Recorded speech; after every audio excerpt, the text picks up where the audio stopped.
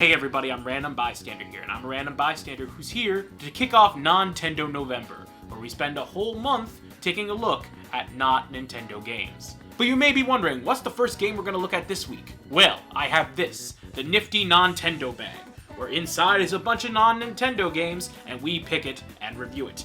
I'm sure it's going to be a short indie game where it'll be easy to make a review on. Ooh boy. I have had so many people talk up and down about how great Shadow of the Colossus is. It's a masterpiece. It's their favorite game on the PlayStation. You have to play Shadow of the Colossus. You haven't played it? Why haven't you played it? What's wrong with you? The original PS2 release came out in October of 2005, and while I had a perfectly good PS2 to play it on, I never picked it up nor had any interest in it. I just always heard about the hype and how great it was. Eventually I just watched Game Grumps play it, and never really had a reason to pick it up on my own, as I knew the story and what happened in it. I knew the twist, I knew the plot points, and I knew how this tied to Ico? Whatever. The game that this game is a prequel of. Never played Ico either. But then it was remade for the PS4 in February of 2018, and I bought it on sale a few months later. I still never played it. It was just hanging out on my shelf collecting dust. Safe to say it was never a high priority for me. However, with NonTendo November being a thing, it's as good of an excuse as any to finally give this game a chance. Maybe I'll finally see why this game is so well adored, why it's so hyped, why many people call it their favorite game of all time. It's okay! It's okay. Just okay. I don't hate it, but at the same time, I wasn't really floored by it. And we're gonna see the reason why today. Also, this is going to be a mostly spoiler-free review. No major plot points will be discussed. I know this game is over 10 years old, but it's best to experience this game without knowing anything going into it story-wise. So why did I give this game a meh out of 10? Let's find out. The game starts out with a mysterious cutscene. You see a lone adolescent riding his horse, entering a forbidden land, carrying a woman to a shrine. This is Wander, and we don't really know much about him.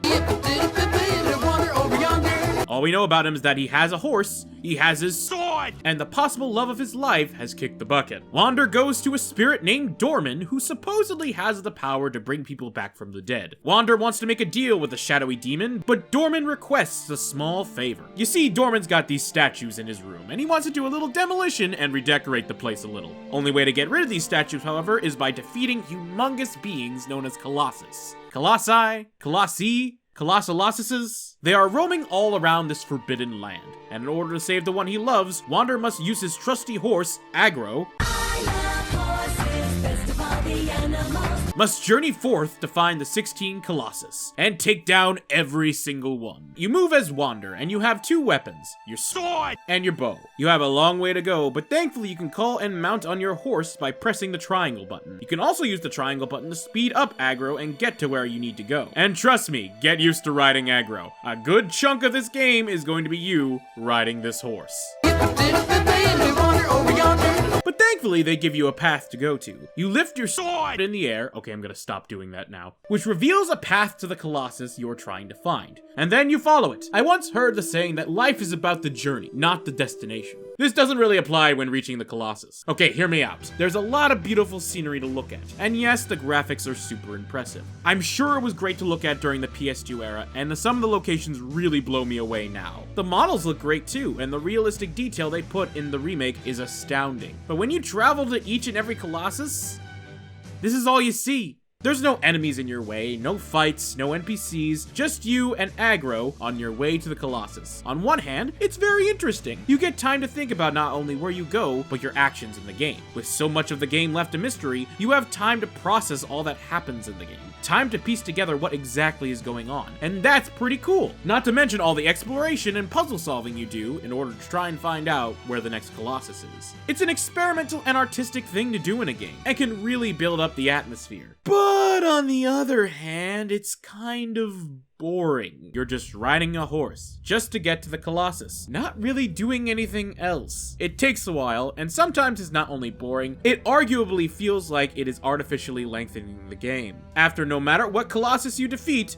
you start back at the shrine in the beginning. A lot of players in an age of warp points and skip travel may find this journey a bit dull. Even some of the locations, yes, some did blow my mind, like some temples and waterfalls, but the plain white field at the start of each horseback ride can get old after a while. It becomes less of a, wow, this is all so cool, and more of a, where the heck am I going? That's another thing. You get a light to guide you where you have to go, but it's not the straight and reliable path. And half the time you can't view it because of lack of sunlight. So if you take a wrong turn, you can get lost in a land where there's basically nothing to do. You have save points in between, but I heard they were more useful in the original game because they helped you save. But now, since you can save at any time in the game, they are kind of useless. Although there are lizards you can encounter. I only found them once or twice, to be honest. Boy, do things kick up a notch when you finally reach the Colossus. Oh my god, the Colossus. First off, these things are huge. Like, enormous. Ginormous. Humongous hungalonga no no loganga. And you have to take each one down. Each Colossus has weak points that you can stab with your sword, but first you have to grab onto them, which you can do by pressing the R2 button. Going to have to grab them tight and climb on them as much as you can in order to stay on, as they will try and shake you off. And yes, Wander does look like a ragdoll. You can hang on as much as you want, but you need to watch your stamina meter. As it goes down, the more you grab on a Colossus. And once it goes down to 0, down you go, start over again. You'll eventually find the weak spot, a white glowing mark, which spews black inky liquid when stabbed. Enough hits and the Colossus gets taken down, and a mysterious darkness spews out, and gets inside Wander. Once you defeat them, you're back to the temple, Dorman's demolition begins.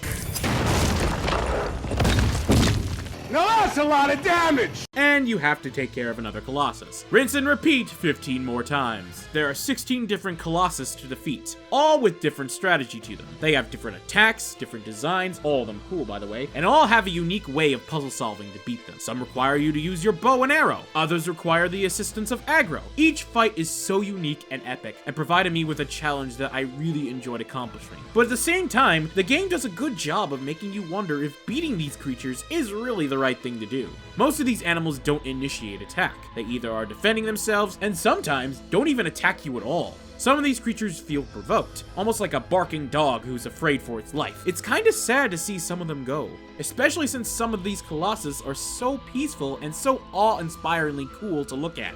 You can't help but feel a bit of sympathy for these creatures. Except the 9th Colossus, you piece of garbage. I was happy to topple you over, you overgrown ancient turtwig. And the music, my god, the soundtrack in this game is my favorite thing about it by far. The triumphant feeling you get when you found a Colossus's weak spot, the fear and dread when you see a giant beast for the first time, and the somber melody that plays when you bring one of these giant beasts to the ground. The music is really worth being praised. I love it so much. I could see why the music really resonates with people. It does a really good job of setting the mood. With little to no dialogue as well, the music helps with the story. I knew what was going to happen, but it's worth noting the game does a lot of visual storytelling. Sure, the game has subtitles for I think a made-up language, but what we see helps us to understand the story and be immersed in the game. Shadow of the Colossus is one of the first artistic games of its time. It's filled with symbolism, thematic storytelling, and characters, and you really need to think about things in order to understand and get the bigger picture of the game. Not going to spoil anything without warning, but this game is truly best if you go into it blind. Colossus in this game were cool to look at, challenging to beat, but yet really fun to fight. But you know what was the hardest thing to fight in this game? The camera and controls. Oh my god, this camera did not want to work with me. I found it was way too sensitive at points, and eventually after I cranked it down, I still found it to be a little bit wonky. Lots of times, especially on aggro, I found it hard to navigate the camera to see where I was going, and I found myself extremely frustrated with it. Could have just been me, but the camera really messed with me, and it often got me killed. The controls are really buggy too, especially when hanging onto the Colossus. A lot of times I'll try and hang onto a Colossus or jump onto one body part from another, but my jumps will be misaligned. I won't grab on the right ledge, or most likely, I can't move off a ledge because the Colossus won't stop attempting to shake me off. These controls combined with the wonky camera made it really frustrating for me to play it. There were many times where I felt agitated because of something going wrong with the controls following my stamina running out. While I felt bad for these Colossus, I was still enraged by them, and by the time I reached the last beast, I wasn't questioning if what I was doing was wrong like the game wanted me to, but just was trying to get where I needed to go just to try and beat the game. The story is still great, and it does make an impact, but if the developers made the controls easier to use and maybe a little less realistic, I probably would have enjoyed the game a lot more. And the emotional moments would have made a bigger impact on me.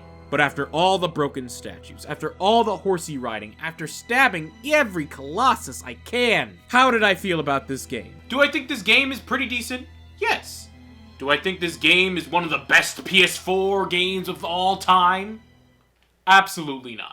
I tried to fall in love with this game. I really tried. And there are some things I adore about it. The Colossus, the atmosphere, the mysterious story, and the music all help make this game. However, the long horse rides, the wonky camera, the tedious and annoying controls, and the little content in between fighting the Colossus made this a bit dull and frustrating at points. And I just don't think it lives up to the expectations I had for it. The way people talked about it, I expected something more grand, and with a lot more polish to it. Those fights with the giant monsters are the bread and butter of this game, and why people really enjoy the experience. People are nostalgic for this game, and I can really see why. If you have fond memories of this game, or if you can go into this game completely blind, give it a shot. It will be a very interesting experience. But for me, I feel that the creators of this game put story and style a bit too much of a priority over gameplay, and the game didn't sit well with me because of it. While I'm glad I finally played it, and while I did enjoy some of my time with it, this remake of a PS2 Classic did not live up to the colossal hype. Well, that wasn't exactly what I expected for our first week of NonTendo November, but you know what? Let's see what happens next week. Maybe we'll get a game we'll really like. Random bystander here reached into his non-Nintendo bag to grab another game to play. But he would not grab a game and instead would grab the letter S. What could it mean? Aha, he thought. Perhaps it meant Steam. Random immediately grabbed his laptop and went on to his Steam account, where he would hopefully find the game he would play next. Little did he know that that S would not stand for Steam, but in fact would stand for Stanley.